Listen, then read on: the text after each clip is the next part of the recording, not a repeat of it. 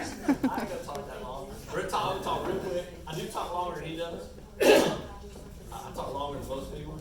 Well, not longer than Becky can. I talk longer. We had a county convention in here one time, and these two poles are like, they're always in the way. So I'll be moving back and forth so I can see shit. I'm Bill Whitmire. I'm running for Miles County Judge. Just a little short history about me. I'll try to make it short. I grew up actually in Giddings. If you live here in Thorndale, your kids or relatives go to St. Paul here.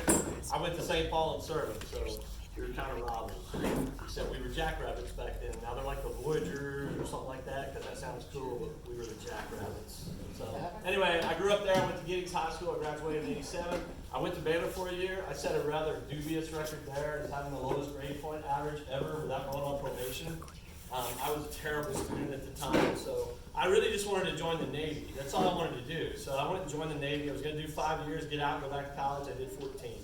I was grounded from flight duty and was given a small medical pension. And, at that time, our kids were starting in junior high, so I decided I wanted to come home and be a part of that and not be gone all the time. So I flew in helicopters and then a fixed wing, and when I was grounded from flight duty, they said I could sit and fly a desk for the rest of the time or I could leave, and I left.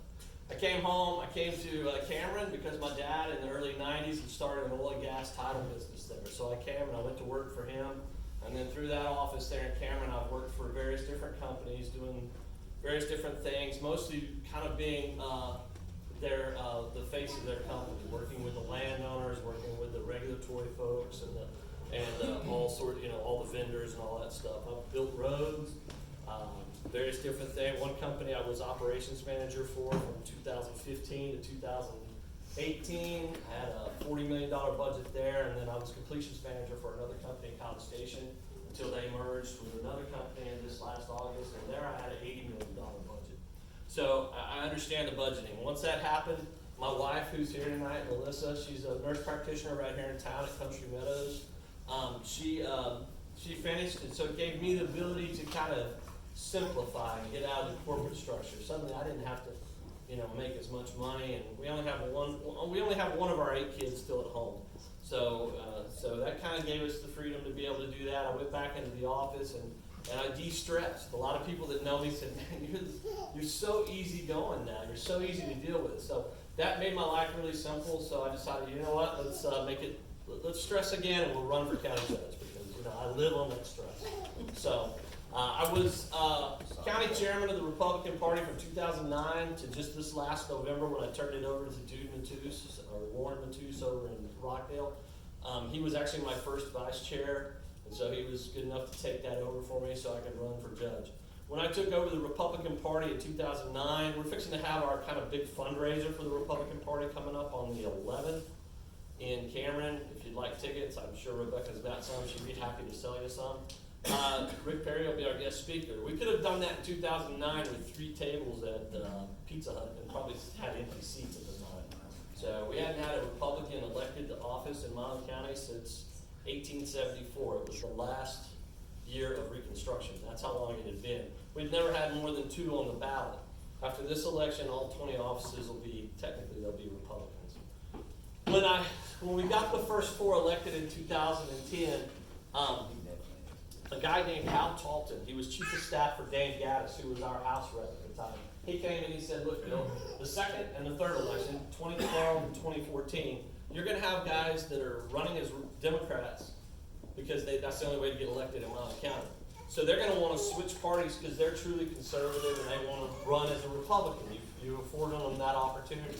And that's what happened. We saw some people that were, maybe they were moderates. I think, Sheriff Green, who's a good friend of mine, he was maybe a little right of center. He was pretty fiscally conservative, but he was not quite as socially conservative. But he was a great guy. But he switched, and some others switched. But then Hal told me that the 4th and the 5th election, 2016 and 2018, you're going to start to see people that are liberals and Democrats switch and run as Republicans because that'll be the only way they can get elected in Miles County. And we've seen that happen. And so I feel somewhat responsible for it. And at the beginning of last year, about this time last year, I had a meeting with 4 different guys in Miles County. We all had the same idea. One of us has got to run. One of us needs to run. And so as we sat and we discussed that over a few months, we realized that the other three guys had a lot of stuff going on in their lives. One's wife has become pretty successful at real estate. The other one was starting up his own business. And the fourth guy just decided, he just came to me and said, Bill, I'm just plumb too old to do it. So it came to me.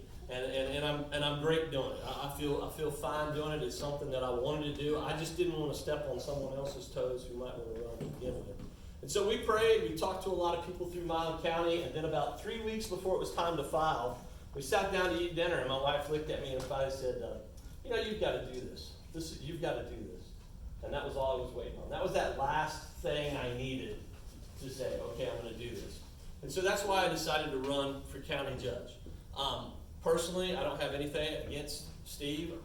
We get along, but I'm pretty conservative, and quite honestly, a lot of the stuff that's been done in the last 3 years is pretty liberal.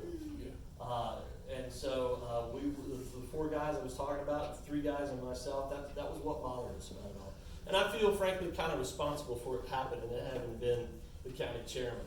And so I would say that my philosophy is kind of a middle of the road Republican, middle of the road conservative. I'm not super far right, but I'm definitely not very close to the center at the same time. My opinion, in Milam County, we have a lot of issues that need to be addressed. We haven't changed the tax rate, and we've heard that the tax rate, we've kept it the same. We've kept your taxes low. But in fact, President Reagan even said the only way to keep property taxes low is to lower the tax rate. You can't keep the tax rate the same way because we're going to have appraisals go up every year because of inflation, just people buying property for more of a price. And so if you're just going to leave the tax rate the same, taxes are going to go up. And our property taxes here in Milam County have gone up $1.1 million a year for the last 3 years. From 2009 to 2019, our property taxes went up $1.6 million total in those 10 years. In the last 3 years, our property taxes have gone up $3.3 million, twice as much. And that's because we've just left the tax rate the same. So what we do is we budget, we set a budget, then we set that tax rate, and we set that tax rate 10%, 10% higher than it has to be because you're going to have protests, and you're going to have people that, quite honestly, just don't pay their taxes. So you're not going to get that total revenue that you think you are. And so then you set that tax rate so that you have enough revenue to come in. But what we've done the last 3 years is we've left the tax rate the same, the revenue's gone up, and we've budgeted up to that level. And as a result, when you go through the protests and the lack of payments and stuff, we've had deficits the last 3 years. And we used to have a reserve in Milam County. A lot of people complained about that reserve, but what it allowed us to do was keep the tax rate adjustable so that our taxes would stay pretty even, and we didn't have a big raise. That's why in 10 years, it only went up $160,000 a year. The last 3 years, we've gone up $1.1 million a year. And that's because we had that reserve. We blew through that reserve in 2019. We don't have a reserve right now. And here's the other side of that, is that right now, we're still servicing debt on $3.7 million. That was from when we redid the jail many years ago. So we still have that debt that we're paying off every year, which is, I think, $630,000 a year you pay on that debt to bring it down. But with this new annex that we're building, that we're doing over in Cameron, we just took out a $2.5 million line of credit, and we're using about $1.5 million of that. And that $1.5 million goes against that debt. So that debt goes back up to over $5 million. So a lot of these things that are going on in the county, and part of the biggest part of the problem with what's going on is the complete lack of communication about a lot of this stuff. We get communication about how great some of these things that we have going on, but we don't get the communication that we need. And when you're running for office, my grandfather was a circuit court judge in Georgia. It's more like, it's kind of a cross between a county judge and district court judge. And he told me, when you run for office, don't promise anybody anything unless you know you can keep the promise. You can talk about what you want to do, and you need to work on that, and you need to be open and honest about that. But, and he said, the only thing that you can promise is that you will listen and that you'll have communication. And so the only thing that I have that is promised on my list is what I call open stewardship. As an elected official, we're going to be stewards of of Milam County, stewards of the tax money, stewards of all the land that the county owns, and the offices they own and everything they do. So you have to be a steward, but you have to be open about that. And my plan is to quarterly, each quarter, 4 times a year, we'll have a town hall meeting, and we'll have one in each precinct.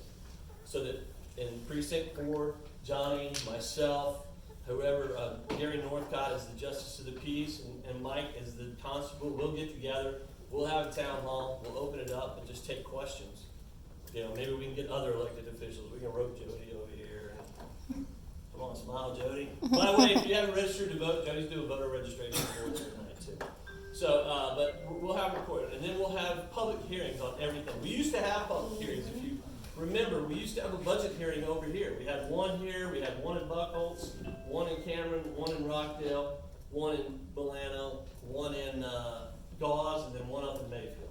We'd have budget hearings in all those places, so you could come and sit and talk to the judge, and you could actually discuss the budget, tell him what you thought was good. So we put out the proposed budget, and then we go through that for about a month so that we can make changes if we need to. And we actually did make some changes back then, because I helped Judge Barkmeyer with that the first few years, and then I helped the sheriff with his budget after that. So we had those public hearings, but we had public hearings about other things too. Redistricting, we had public hearings. We should be having public hearings on our Post Oak Savannah Water Board, because water is a huge issue here in Milam County, and most people don't even realize how it works. We just re-elected the same 3 people back to the water board. Don't get me wrong, I'm 50-50 on that. Some of the folks that went back on I think are all right. Some of them I'm like, maybe we shouldn't have put them on. But the fact of the matter is, it was put out in the papers to go nominate people, but nobody looks in those sections of the paper. And so what they had was the same 3 people that were coming off the board were the only 3 people that applied to be back on the board. So it was an easy vote. But we need those kind of public hearings on that so that folks can come out and tell us what they think, what they believe. And then the third thing I've got with this is one morning every week and one afternoon every week, my office door will be open. And all you gotta do is call ahead to make sure there's not a line. And if there's no line, come on into the office and we'll sit down and we'll talk about the issues that are important to you. No strings attached, you know, just come in and talk. My grandfather did that the whole time he was judge for 12 years. And he said that right there had the biggest difference, because for the most part, there are things that people are gonna walk in and tell you and they're gonna complain about, you've heard it 100 times. But then there's that one person that walks in and tells you something and you're like, wow, I hadn't thought of that. That's amazing, you know? And so you've gotta have that kind of communication. And right now, we don't really have that kind of communication. Budget hearing this year was 30 minutes before they voted on it in Commissioner's Court. It was held in Commissioner's Court so that I was the only one that got up there and said anything. I gave a 5-minute speech about it, and what ended up happening was it was in Commissioner's Court, part of public speaking, so guess what? Commissioners and the judge couldn't even talk back to me, couldn't even answer the questions. We couldn't have a dialogue. It was just me, got up, made a statement, and then thank you for coming in and making a statement. When we had redistricting, we didn't even get a redistricting map. They didn't even have they had one, but they never published it. And so when we got in there, John Reddington was the attorney representing the law firm that was handling it. He came in and he said, look, we haven't changed population by 7%. You gotta change if you change by 7% or more, then we have to redistrict. But we hadn't changed by 7, so he recommended not changing anything this time because they hadn't put out a map. They hadn't done anything. So that's the kind of stuff that we've got to rectify. Now there's a whole bunch of other stuff to talk about. However, this is the time, you're right now, I'm sorry.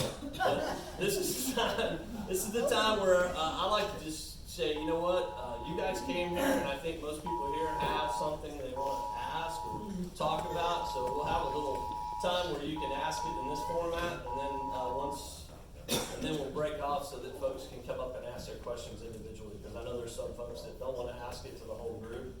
Remember in school they used to tell you, ask the question. There's no stupid question, because somebody else may want to ask that question too. Well, that doesn't work. I mean, you know, for those of you that don't know, I'm on the preaching committee at First Baptist Rockdale, so I preach in a lot of churches. And I usually avoid that. You know, they say do unto others as you've had to do unto. What's the most awkward part of church? Let's stand up and greet everybody. So we just skip right over that when I'm preaching, because that is awkward. So same thing with questions. You may have a question, but you don't ask it out loud. Just come up and ask it afterwards, and we'll take whatever questions you got, just like we do on the radio. By the way, if you are listening to the radio, KRXT on Saturday mornings at 9 o'clock, we're on there. So, and you can go to my website, it's on my card and on my flyer, and we're replaying them on there, so you can go back and replay it too. So, whatever questions you I have. have questions. That deficit each year for the last 3 years, Yeah. is that correct? Mhm. Is that just borrowed on the next year's money that comes in? Well, the first year there was a reserve, so they were able to make up for, I think, all but $200,000 of it. And so what they did was, well, you had a little money coming in, and then you have some that comes in from the state, so they were able to play that off. The second year it wasn't as high, but we didn't have a reserve, but we were able to make up for it with tax money that came in, sales tax and other stuff. This year's is pretty high. I mean, it's crazy high. When I did the math myself, I built a program to predict it and went back and did some historical analysis, and I think one of them I was about 20% off. The rest of them I was like within 5%. And so when I ran this year's, mine came out to right around almost $2 million. And I thought there's just no way. So there's just absolutely no way. And so I had some friends run it at pretty big college. I'm not supposed to say where it is, but I'll tell you to the side later on if you want to know. But it's pretty close to where Rebecca works. But anyway, they ran it for me, and the guy, I used to officiate football, and one of my umpire was he's a PhD there. And he called me back and said, no, it's not 2, it's closer to 3. So I don't know what we're gonna do. I don't know how we're handling it exactly, but that's the estimate. We won't know for certain, I think, until probably April or May what the actual figures are, because it's gotta go through the auditor and everything. But it's high, and it doesn't have to be high. I mean, we have enough tax money to pay for a lot of this stuff, but you know, we're not doing the budget. Right now, budgets used to be pretty in-depth process, and now they go by pretty quick, and they're handled pretty quick, and then it's a done deal from the county standpoint. Like I said, there's no public hearings about it, so there's no presentation about. It used to be Judge Whitmire would come in. We had one here. I think we had 2 here, and we put up a screen, and he went over it with a PowerPoint and showed you where everything was, and people asked questions. And you know, sometimes we'd have 5 people, sometimes we'd have 50 people, maybe 35, not 50, but maybe 35. But the fact of the matter was, people had the opportunity to come out and educate themselves on it, and figure it out, and make comments about it. We don't do that. So yeah, the deficit. I don't know what we're going to do this year, because I don't know what the final tally is going to be. When I saw that on your page, I went, what? Yeah, You know. it's pretty crazy. And when I figured it up the first time and ran it through my computer, I was like, wow, there's no way. I must be missing something. So I went back and calculated, and that was the numbers we came up with. So, Bill, I want to follow up when you talk about that budget and, you know, what we're gonna do. You don't know what you're gonna do about the deficit, but what about the county employees and stuff like that? I mean, there's the rumor that, if you're elected to office, you know, you're gonna be cutting positions. Yeah. No, I don't intend to cut anybody.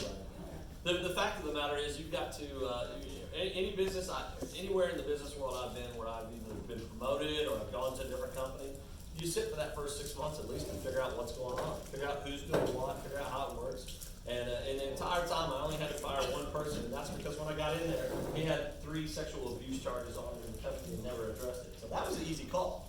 I was like, okay, buddy, you're out here. But with other people, we did reassign people, and we may reassign people if I'm elected here. You know, you've got to look at how things are set up. Obviously, my philosophy about how to run things are different from the judges. Okay, so I'm going to look at things. Actually, Jody brought this up to me because there was a painful time, about 10 years ago, where we cut the budget and we ended up having to cut people in different departments, and that was like 6 years ago. yeah, and so we want to avoid that. I think most things, like in the county clerk's office and district clerk's office and other places in Miami County, are running pretty good.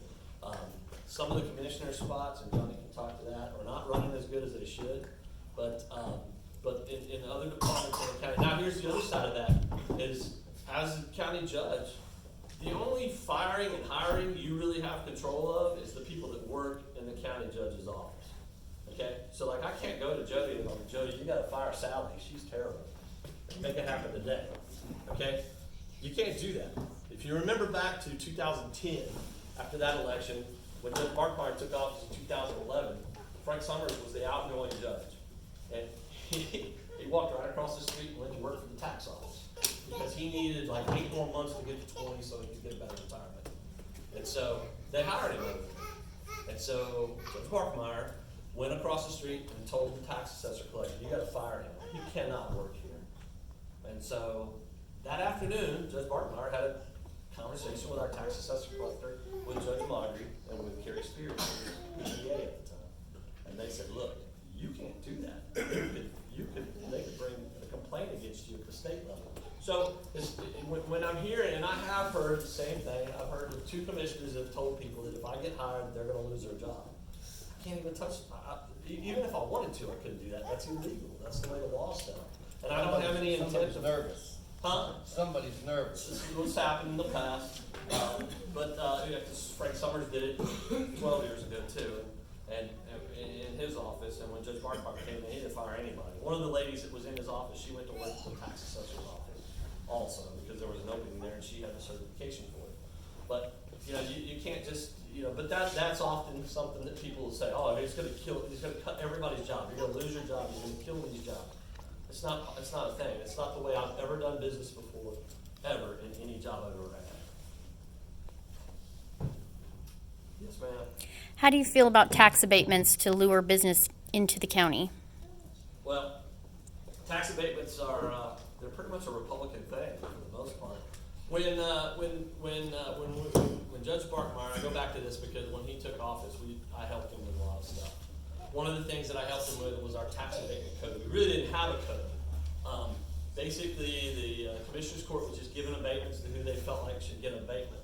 So Judge Whitmire, myself, and about 5 other people, we sat down, business people in the community and elected officials, and we came up with a plan, and it was put out in the papers and discussed and discussed. But basically, we came up with a written guidelines in the county code, and for an abatement, it has to go through the county EDC, and the EDC will determine the number of employees it can have, and how many it can add to it, how much financial contribution it's gonna make to the county, and then what we're gonna produce. So, for instance, Charlotte Pike got a tax abatement here recently. I think it's a 3-year abatement, and I'm not sure what percentage it was. But they're adding on to their facility. They're supposed to add anywhere from 20 to 40 employees, and they're gonna produce a lot more stuff. So everything they sell, we're gonna get some tax money back on that. They're gonna add employees over there, which helps our tax base. So that when you give that, we gave one to Charlotte Pike recently, we've given one to the guy that bought the old JCPenney building and Bees Cafe. Those are the things where he's redoing that whole building. He's gonna add 4 lofts upstairs, and then we don't know what he's gonna have downstairs, but it'll be retail spaces. So that's gonna bring jobs. It's gonna bring retail production coming out of there, and it's gonna bring an investment. That's why you have it. Now, I know where you're going. It's the solar abatements. Solar abatements go completely against the code. They don't provide any jobs. It's 1 job for every 2,000 acres. So you might have 1 or 2 people get a job out there once it's all built. We don't have there's no construction company in Milam County that's qualified to put in solar. Not a single one. So all that work's gonna have to come out of county. Now, we might get a little bit when they do the initial clearing and leveling. Might be able to have somebody do that, a local company do that. But when you actually put the solar panels in, it won't be. So the jobs, you're not gonna have a lot of jobs. You will have a tremendous amount of investment though. But we're not gonna be, there's no production value for us coming out of here. Because all that power is gonna go out of Milam County. On the back side of that, we're attracting an industry, and here, let me stop for just a second and say this, because this is something that Johnny would have to vote on too. This is not just me. This is, the Commissioners Court is 5 equal votes, the judge and the 4 commissioners. So when you elect a commissioner in precinct 4, their votes are gonna affect everybody in Milam County too. But on the other side of that, when these solar panels, and backing that up just for one second, you have the right to do whatever you want with your property. If you want to sign a lease to a solar company, by all means, do it. I just don't think that the county needs to give those abatements. Now, the school districts is a different story, because if the school districts don't give the abatement, they will get Robin Hooded out of the money. Okay? So theirs is different. But here's the thing: the way that the abatements have been given by the county and by the schools, we've used this punch card method of doing it, but I've talked to folks that do abatements for a living. I'm kind of lucky. I have a son that does corporate property taxes for a living, so I've kind of picked his brain a little bit too. And the way we've done it is like, especially for the county, it's like one of the most absurd ways to do it, because we don't get anything out of it really. Because here's the truth: it's going to be based on production. So when you go back and you look at the Department of Energy and their capacity factor for what energy companies do, okay? You have 100% of what a company can make, and then you have a capacity factor of what they actually make. Capacity factor, say for nuclear, is 93%, meaning 93% of the time it makes 100% of what it is. Oil and gas is about 60, wind is about 20, and wind is about 30, and solar is anywhere from 12 to 24%. So when you hear these videos, you see these videos, and you hear someone say, well, Thorndale ISD is going to get $30 million. No, they're not. They're going to get about a fourth of that. But that is before you get somebody like, it's a corporate CPA that comes in to reduce those property taxes, because the number one expense for the solar industry after it's built is taxes. The number two is the CPA firm they hire to get out of the taxes. Those are their two biggest expenses after they're built. So when you say you're going to get 24% of that $30 million, which would be about, what, $7.25 million, you're probably going to get half of that. You're going to probably get closer to 3. Now here's the thing, that's over 10 years too. That's not right up front, that's over 10 years.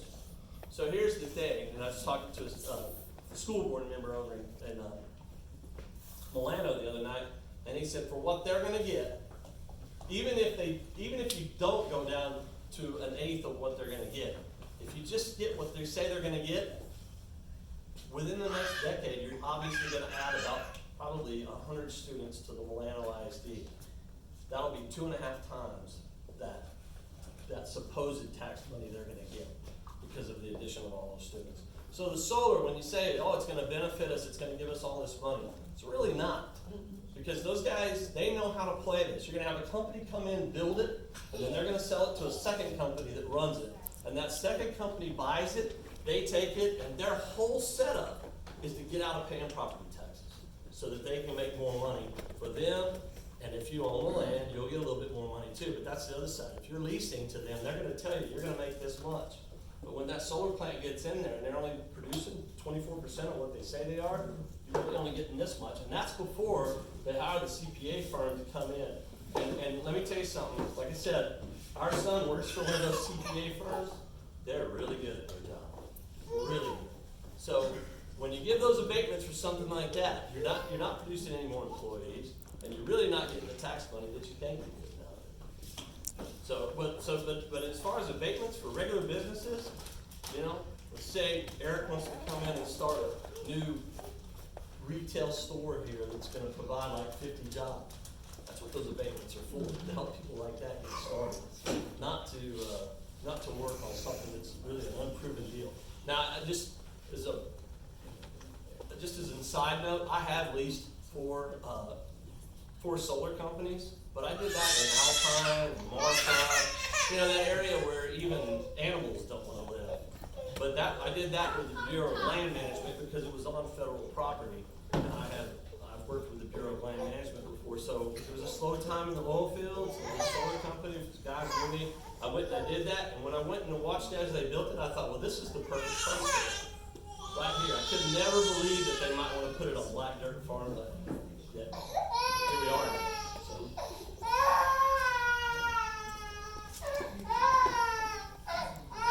Hey, put pins in that lady.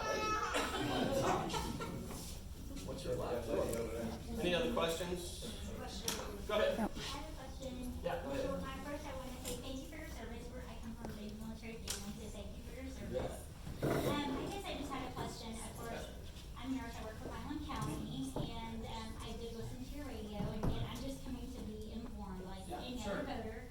But of course, one of my biggest jobs has been COVID response. I mean, I live in Rockdale, and have always lived there, and I left pediatric home health, my patient on a ventilator to come serve my community. So with that, and that's for,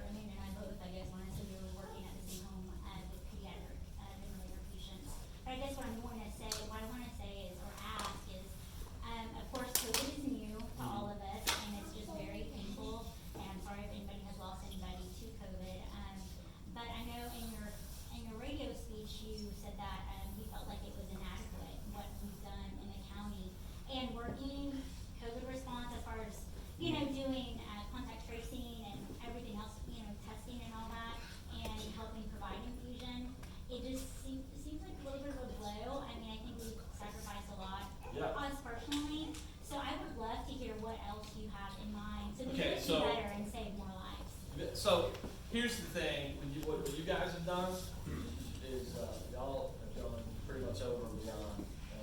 And I don't have a problem in the world with what y'all have done with the testing and all that. Contact tracing is kind of a hit and miss, to be honest with you.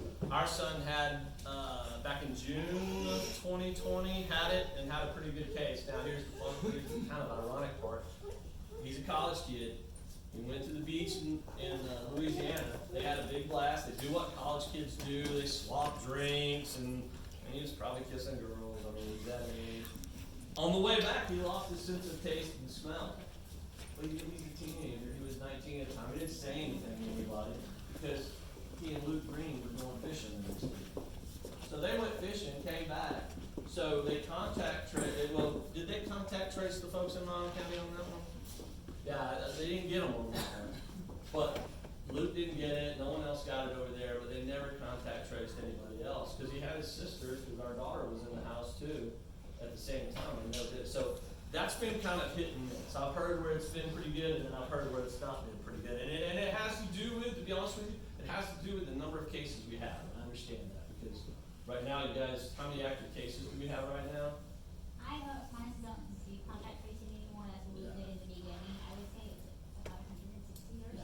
And that's just the ones we know. Something like that. Because, 3 But weeks it's a ago, lot for 2 nurses to handle the whole county, so I think we did our best. when you guys have like 16 cases, it's not that hard, but when you Right. have 100 or so, it is. And that's what I mean, we don't have enough resources on that. But we're also not, and the judge has been pretty big on the vaccines. Now, you can be pro-vaccine or against vaccines. My doctors have recommended me not because I'm kind of chubby and I've got high blood pressure, so they've recommended that I not take it. And I've had it twice now. So both times, the first time, the only reason I knew it is because I had antibodies. But I never had it, but my wife had, but I hadn't. And then the second time, I found out I had it because I was out putting out signs, doing all kinds of stuff. I came home, she felt terrible, so I said, well, finally I just said, all right, here's the thing, because you gotta admit, you guys are like the worst patients ever. Nurses and doctors, y'all are terrible. So I couldn't get her to take the test, so I said, I tell you what, I'll take the test if you take the test. She said, okay, take the test. I went and took the test, and then I put the little slip in there, and I said, I'm gonna go change shirts. I didn't even make it to the bedroom. She's like, you're positive. I'm like, it's a 10-minute test. She's like, no, you're like way positive. And so, but I didn't have any symptoms. I didn't have anything. I didn't have a headache, I didn't have a fever, nothing. She had a headache and she felt terrible, but I didn't have anything. So I think right now, if it's 100 and some odd right now, it's probably closer to 500 or 600 people that have it in the county, because there's a lot of people with this version that are running around thinking they got hay fever or whatever. So but I really honestly believe that we have not, until recently, we have not done enough to look at treatment and therapeutics. Yes. Okay, and before, up until we got the monoclonal antibody clinic up and running, and a little bit before that, we really had not done enough, because your boss one time told me that there were more side effects from ivermectin than there were from the vaccine. He told me and Commissioner Humnick that one time, because that was after Henry got it, and he told him he had taken a big dose of the ivermectin, that it was rubbing it, where you're supposed to rub it. And Robert told him, he said, well, there's more side effects from that than there is from the vaccine. And I was like, well, I don't think that's right. So. And honestly, I'm not against ivermectin. Honestly, my mom got COVID and we gave her everything, came and treated her. I said, give her everything that you have, because my brother almost died of COVID. Yeah. So she took prescribed ivermectin. That was early February, and I think we paid $20 for it. Cheap, right? Prescribed through Walmart. Later October 2021, I contracted COVID, and my doctor prescribed me ivermectin as well. And I had great insurance, and it was like $250. So it was just expensive. So I don't know. You're almost better going over to Cameron Farm and Ranch and getting the other That's stuff. what we take. Just remember, it's good on the inside of your legs and on your chest area, and absorbs really well. So. For 2 cc's. Here's the thing with the COVID stuff. Is it's here. We're gonna have to deal with it for a long time, but we can't turn it into the boogeyman at the same time. But we have to take it serious, because there are people that have, just like you said, there are people that have died from it. And it is bad.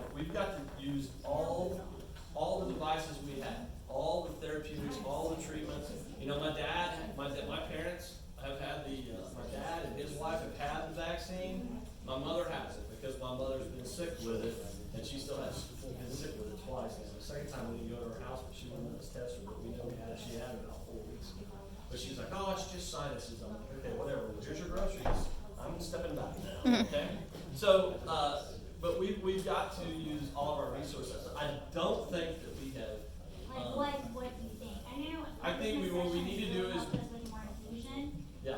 And that was great. We were able to get the new, monoclonal antibody that was really treating Omicron, which was great. Mhm. And we got some more doses, but I think there was just a nationwide shortage, and we were one of There is a those- nationwide, I think within the next year or so, what you're gonna find out is you're gonna go see your doctor.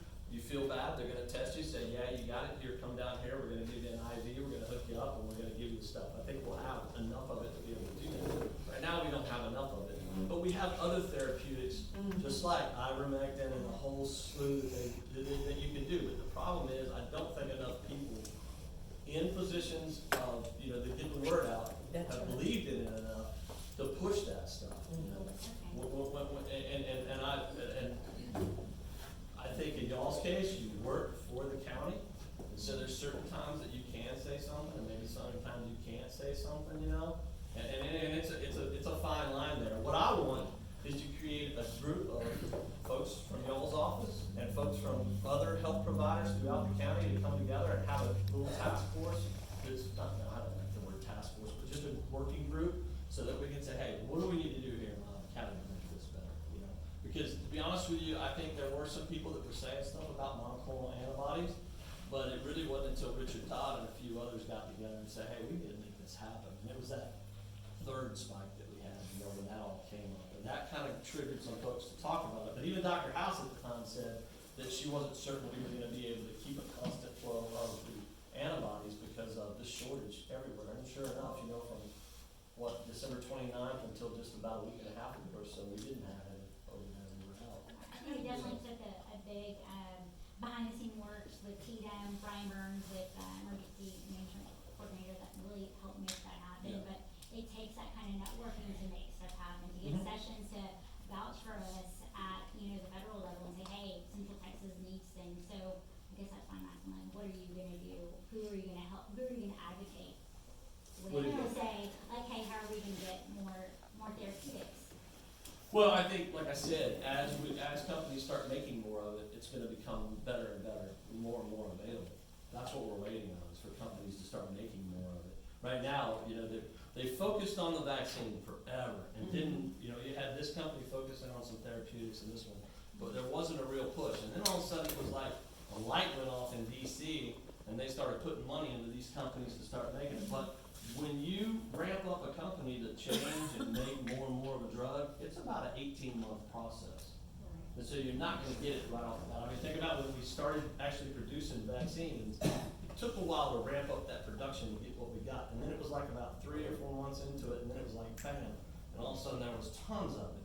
And that's what it's gonna be with these antibodies. And the thing is, my understanding is it takes longer to produce the antibodies than it does to produce the vaccine. Well, then it's not really fair to say that the fault is judged, because we didn't get enough antibodies. I haven't said that at all.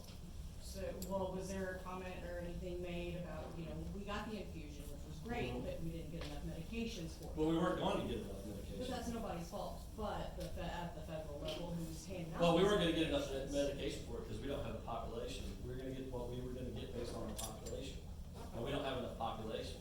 And at first, as a matter of fact, we didn't even have enough people go in there to use what we had, So what the problem with the system is that they're basing everything they give us off of population, not off the number of sick people we have right now.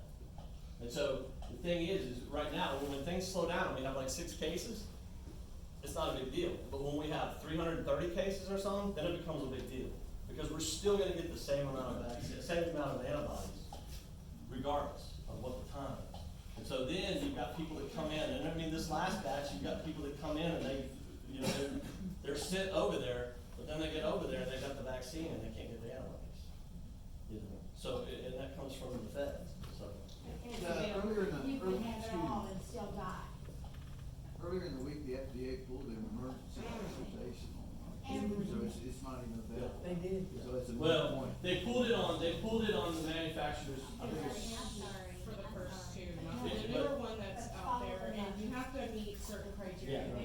criteria for the monoclonal antibodies. Yeah, they pulled the two that were for Delta, and the other, but They shut down a lot of the centers. They did. and they have to because they still can't get up to speed on what they need right now, and that's gonna take, I read something that came out of the CDC the other day, and it said that the realistic output, realistically to be able to get enough for what we actually need, and then to be able to store for when we have spikes, we're probably looking at 8 to 12 months before we can get there.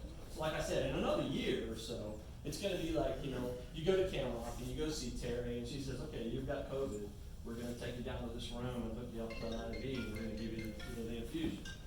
That's a year away, but it's coming, it is coming. But in the meantime, we've gotta look at other things, and we've gotta have it, what I wanna do is put together a county group with some of y'all, with some of our providers throughout the county, and be able to say, hey, what's the best avenue for this? And then get that word out, so people understand that. And right now, well, not right now, but probably the first year of this whole thing, from the county standpoint, from the people that were doing the talking, okay?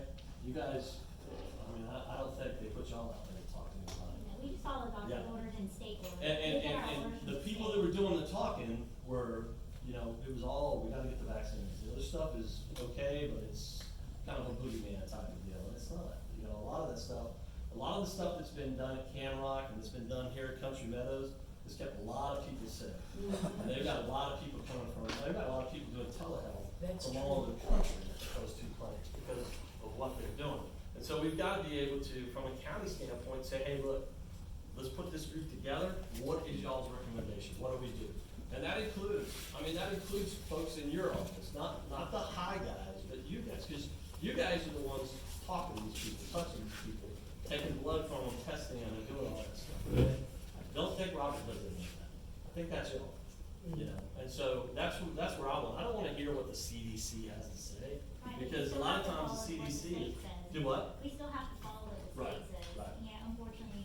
And then, I guess, we have a medical director, and I don't know any medical director, or any medical professional that would say, hey, go take this, and then that liability be on them. Not to say that they're against it, but to openly say, Well, not in- it's a huge liability. Not in the health department, they're definitely not gonna do that in the health department. Right, and of course. Because if look you at did how- that in the health department, you'd be hanging yourself. Absolutely. Yeah. We refer them to their medical providers, Yeah. Yeah, and that's me too. where medical providers. And that's what I said, if you want the vaccine, go talk to your medical provider and y'all make a decision together. It's a decision that I don't think it's necessarily, I mean, a lot of people will make that decision on their own, but I recommend that people go talk to their medical provider and say, hey, what should I do? What's the best course for me right now?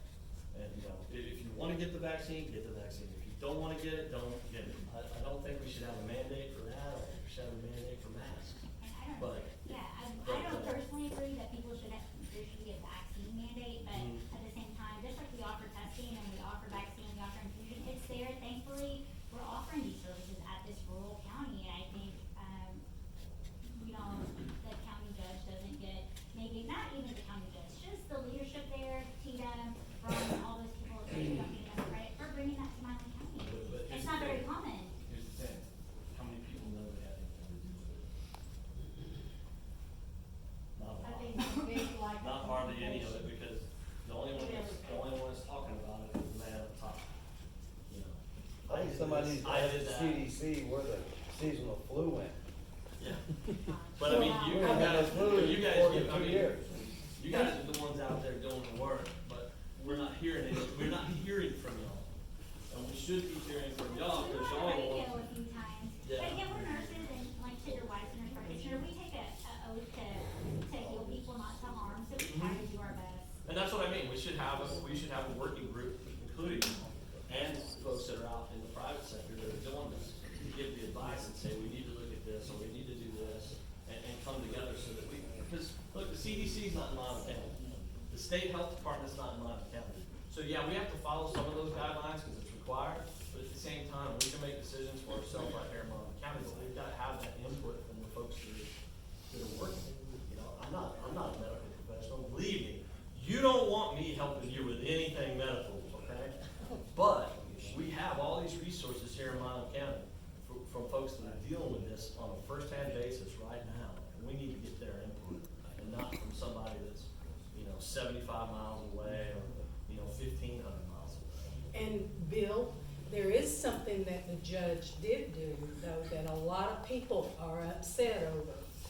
when it comes to COVID.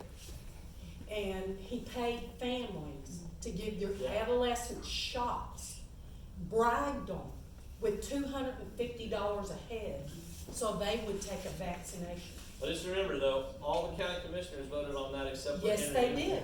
Commissioner Hoover. They all did. Didn't vote on it. Yeah, okay? So- And so Yeah. those kids had no choice. Their parents signed them up for that. And it's a proven fact that myocarditis is a symptom of young people having those vaccinations. Yeah.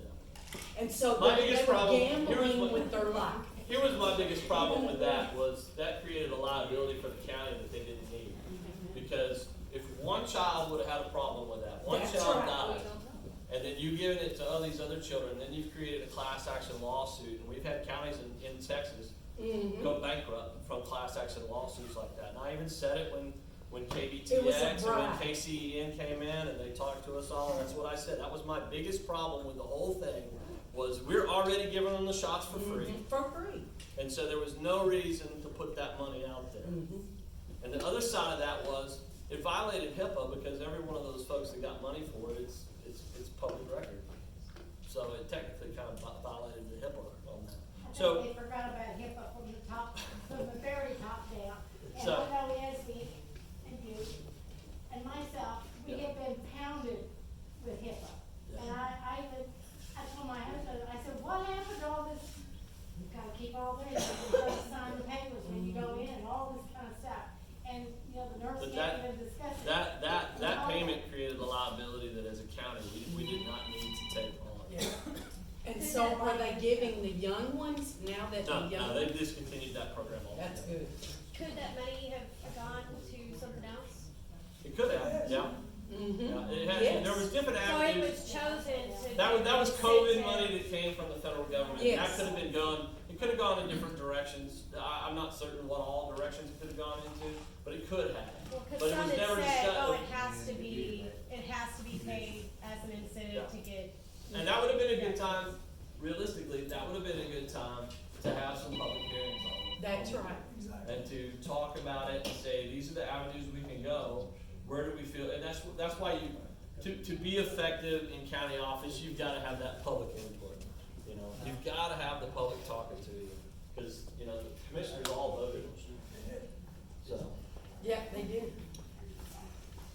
So following up on that, and this is a question for both of you, would either of you vote to incentivize any group, regardless of minors, minorities, men, women, any group, to get the vaccine, to give them cash payments to do so? no, it's already free.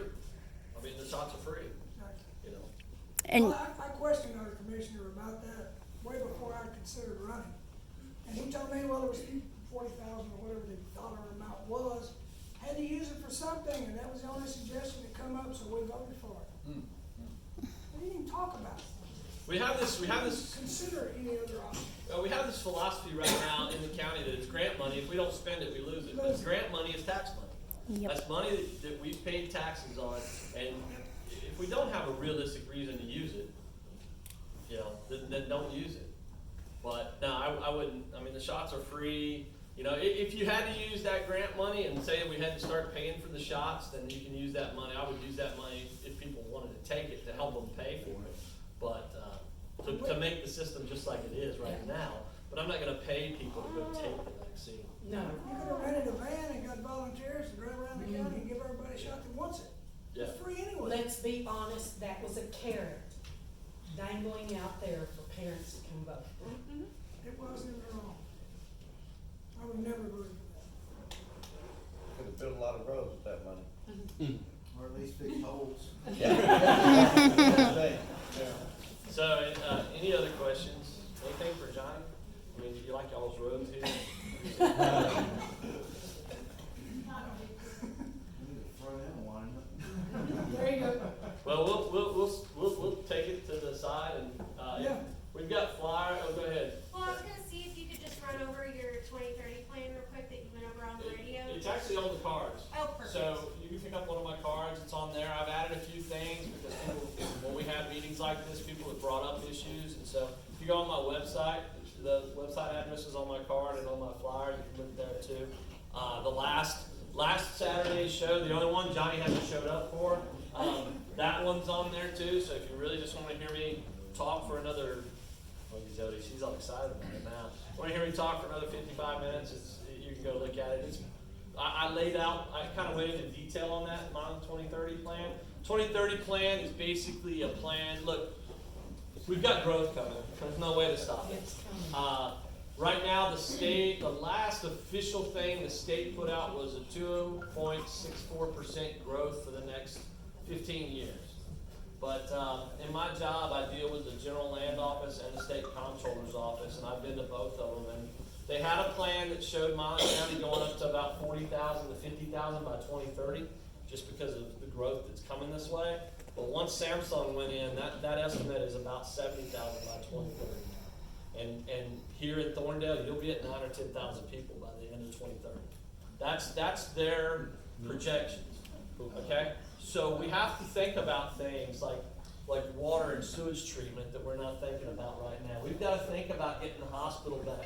Our jail was built for a, really? Our jail was built for a county population of 30,000, and we'll be there in a few years. You know, if we go up. So we've got to think about expanding jail. And if you were around when we did it last time, that was a pretty brutal and painful process. Took about 5 or 6 years to get that done. So we've got to start thinking about that right now. I mean, when in 2018 we had 2 deputies patrolling Milan County at night, and we had a third one billeted, but because of we have not raised. I mean, if you work for the county, you know this. We have not really raised pay like we should in the last few years. We haven't raised, in 2013, 14, 15, I worked with the sheriff and built his budget with him so that we could get those pays up. Because we had a lot of deputies that lived in Milan County but were working in Bell County or Brazos County or Williamson County or Clinton County because we couldn't even come close to what they were making over there. So we still weren't able to compete one-to-one with those counties, but what we did was we raised that competitive pay up. So that at least it was high enough that those folks stayed here, and we had a lot of those deputies came back home. But we've had it billeted for 3 deputies at night. But right now we're down to 1 because our competitive salary, we've lost 31 employees to other sheriff's departments in the last 3.5 years. So our sheriff is having a difficult time keeping people here. If you've noticed, we've had a whole lot of homegrown deputies that have been deputized, and that's great because those guys, they live here, they're from here, they want to stay here, they want to serve here. That's what we need. But here's the thing: once they work for 4 or 5 years for our sheriff's office, if we don't raise that pay and get them back into a competitive place, they'll go somewhere else. Same thing with y'all. If we don't get y'all to a competitive spot, there's I bet you right now y'all could leave the health department and go somewhere else and make a lot more money than you're making in the health department right We now. had a huge pay cut to Yeah. work here, but Trust me, if I win, I'll be taking a pretty big pay cut. You know, there's several Rockdale Democrats running around saying I'm unemployed, and it's pretty funny because they told the ladies at Box Title, well, I'm helping them right now do another project. And they're like, no, that's not right. So believe me, I'll be taking a pretty good pay cut to be county judge, and that's fine because my wife makes a good living. Like I said, we only have 1 out of 8 kids left at home. Thank God. And so I can afford to do that. So. Yes, sir. Sorry, we're late. We had to No, get you're a fine. basketball game. Johnny, got a question for you. We Okay. kind of talked about this, but I never got a straight answer from you. You know, we have lots of semis go down our road for our business. As a commissioner, if I walked up to you and said, Johnny, I want to bring in 8 semi-loads of real rock from Texas crushed stone instead of pit run from God knows where that gets on the tires and leaves. Will you say yes, or will you say no like Muddy told us? Well, If we you're gonna- offered to pay. If you're gonna pay for the material, Mhm. I'd be stupid to say no. All right. Absolutely. good I'd deal. put it down. I mean, well, we need it, but we're not, you know, in my opinion, we're not in an area where you can't get an ambulance down it. You know, you can't, there's nothing impeding traffic there. It's just whenever I get chewed out by a truck driver because there's potholes, you know, a I've foot and a seen half them go deep. through 'em. And I'm out there with front end loader trying to, you know, put rock in there. And But, you know, I think that's I mean, me as a business owner, I'm like, you know, if that's what it takes, that's what it takes. You know, I'll sign anything you want, but. I can't even It's been imagine done. why you would turn that down. It's been done in other precincts. In precinct 3, we've had several out, southeast of Milan, where folks have bought, they bought asphalt. Right. And back when John Fisher was Well, the Muggy just commissioner. told me that I was bringing it. And he went out there and laid the base, they bought the base and they bought the asphalt, he went out there and laid it and they're paved Yeah. for about, I guess it's probably a quarter of a mile from their house, because they didn't want dust in their house anymore. Right. Now, Muggy just turned me down because he said it was subpar stuff, Texas crushed stone. Where'd you get it from, Texas crushed stone? Yeah. Wow, That's what they put that's underneath. who we use in the oil field all the time, and we're spending Yeah, tons. but we got a nice little pit run. Ah, Is okay. that something that has to go through a vote at the county commissioners? If somebody wanted to do that, do they have to vote on it? I wouldn't think so. Or is it, No. that's the county commissioners? County That's gonna be the commissioner's call, as long as the material is I was just what he curious. says it should be, Yeah. you know. I mean, I Well, just if think you're that all getting you it from gotta Texas have is a crushed stone- contract between me and you saying, hey, I'm giving you this rock for county road such and such, you know, I It's probably good relinquish to do everything. it for a liability waiver type Yeah. deal. But, Yeah, Yeah. I mean, I got a question. yeah. One of your points is feel better ambulance coverage. Right. How do you plan on doing that? Well, I spoke to Commissioner's Court back in August about it, and, I've spoken to the county judge in Lee County, Washington County, Robertson County, and in Williamson County about how to do it, and there's several different ways to do it. We can do an ESD like they're proposing. The problem with ESDs is ESDs are corporations. So when you put it together, you've got to be very finite in what you're aiming it towards, because if you're not, which, when Leander did one, remember, I mean, some may not remember this, but in 1987, I used to drive from Giddings to Leander to do, physical training for high school. And, you know, there was a lot of country between Giddings and, now it's all, you know, but Well- when they created their ESD there, they did not create it in a finite manner.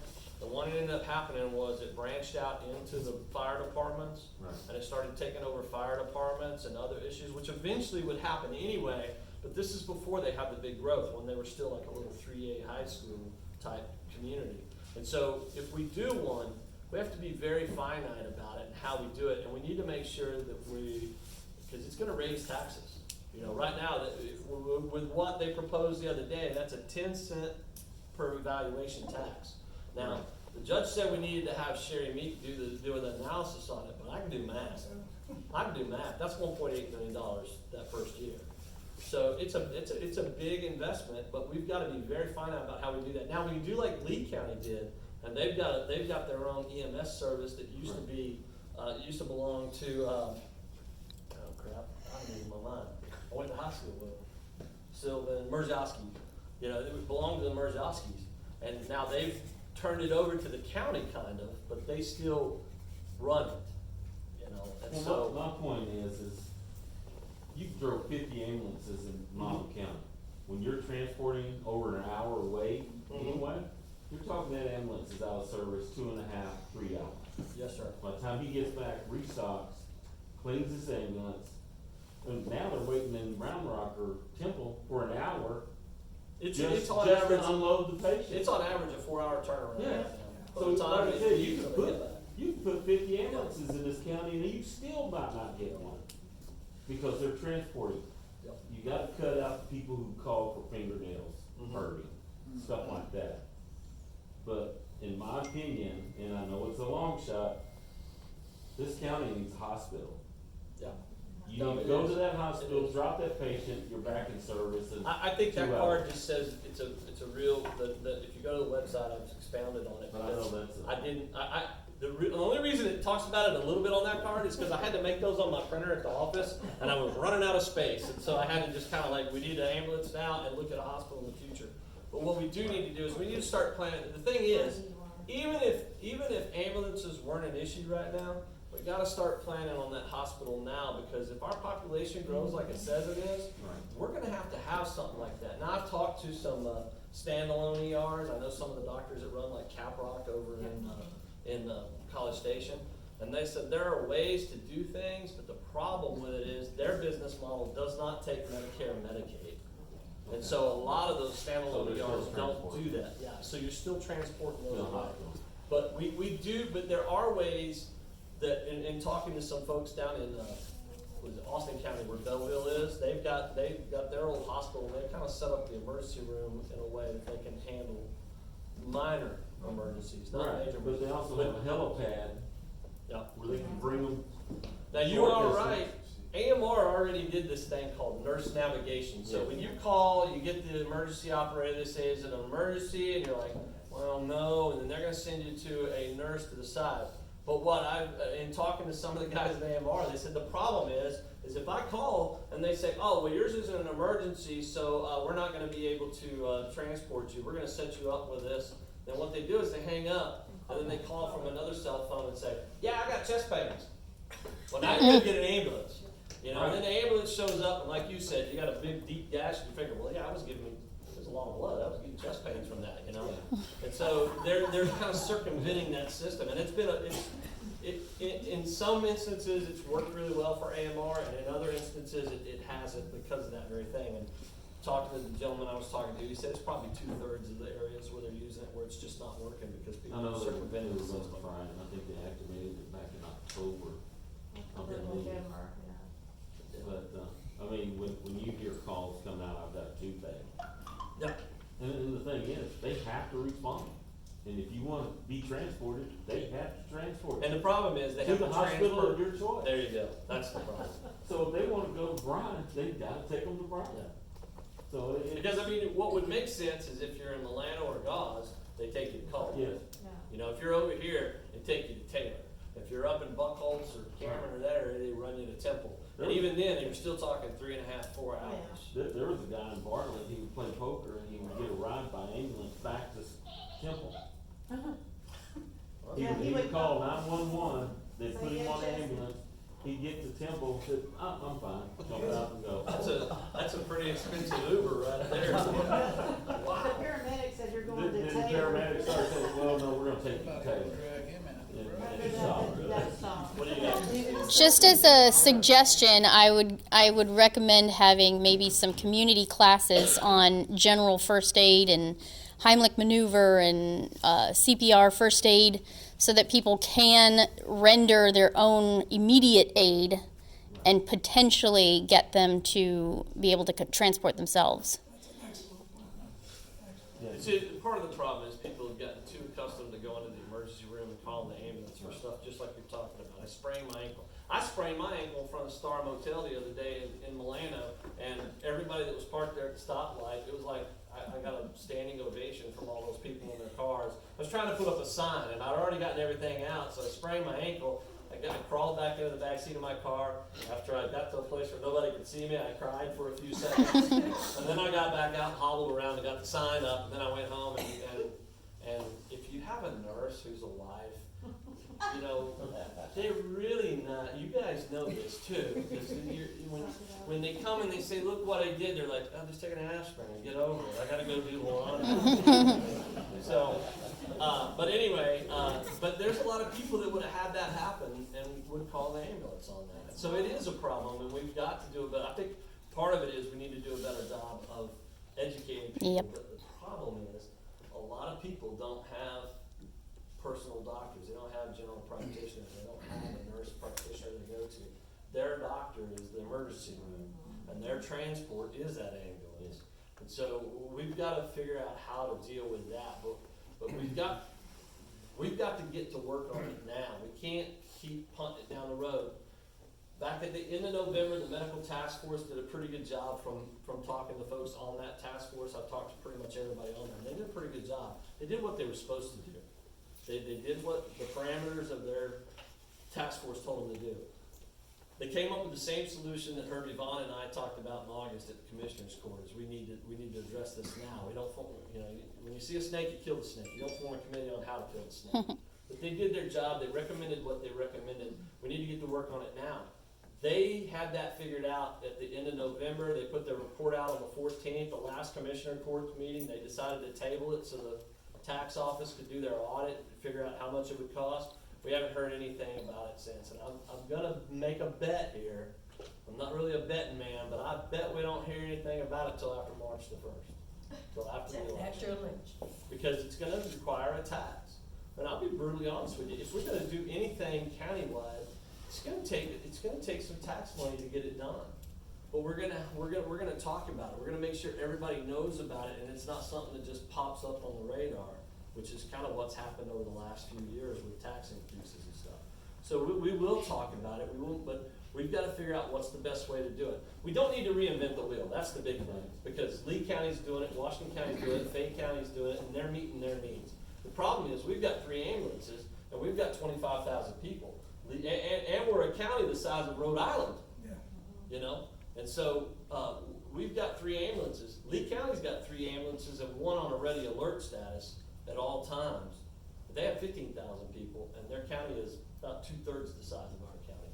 So they actually have 1 more on a ready alert than we do. Now, we have the helicopter, but I'll tell you, I flew helicopters in the Navy for 3 years as a search and rescue crewman. Everybody saw Top Gun and wanted to be an F-14 pilot. I saw it, I wanted to be the dude that jumped out of the helicopter. I thought that was kind of cool. You were sorry? Yeah. Sorry. It was pretty cool. It was a good job. But there would be times when we were home where they would call us because the civilian helicopters couldn't take off, and we could, because our minimums were different. And so a lot of times when we have those nights where we have bad accidents and we need more than 3 ambulances, the helicopter can't come out anyway. So, and we have that problem a lot. Just this last 2 weeks, well, these 2 weeks, we've had a gentleman who had a stroke at Cameron Clinic. We had another gentleman north of Rockdale who had chest pains, and then we had a gentleman who destroyed his leg basically with a fence auger. And in each case, it took over an hour to get transport. And the gentleman that tore his leg up, he did die. And the doctors at the hospital said they can't say whether having the ambulance there would have prevented it because it was a mess, but it definitely didn't help it. And so these are issues that we've got people that desperately need these, and you're right, they're taking care of somebody with a sprained ankle or something. So we've got to address this, and we've got to do a better job of taking care of this, because even if there's an ambulance available and it's parked over there in Cameron, and something happens to you over here south of town, that's a 30-minute drive for them to be able to get here and take care of you. So we do need to. We've already discussed it. Me, get in the car. Yeah. Hit him. Unfortunately, that's best for most people. For most people it is. All right, I think go ahead. I just wanted to expound on that real quick. Yeah, go ahead. And God forbid, we're getting more industry in here. Mhm. So let's just think, okay, what about mass casualty? The county screwed. I mean, there's not gonna be enough. When is the last time we've done? Do y'all know when the last time we've done a mass casualty drill in Loudoun County is? We used to do one every year. I think the last one I remember was in Cameron, and it was like 2015 or something like that. Yeah. Somebody actually brought that up to me the other day, and we had to brainstorm and go back and look through the newspapers to try to figure out. And the last one we saw was like 2017. So. Yeah, it's been a while. All right, thanks for coming out. If you've got any questions, come on by. I've got signs. Johnny was kind of stuck up, didn't bring any signs. But, you call him. You call him. If you want a hat, take a hat. I didn't bring the donation jar, so it's not a big deal. But You got pockets, you got pockets. Yeah, I got money. You wanna give him a donation? yeah, yeah. Whoa. So, but yeah, please, all that stuff's over there for you to take. And if you have any questions, we're gonna be here till we have And we have clean some coffee. cookies and refreshments. We have cookies, we got water. Crackers and cheese. Yeah. And Jamie, Eat up because nobody wants to take it home. putting some road base on my private drive. Deborah, thank you. It ain't no matter what.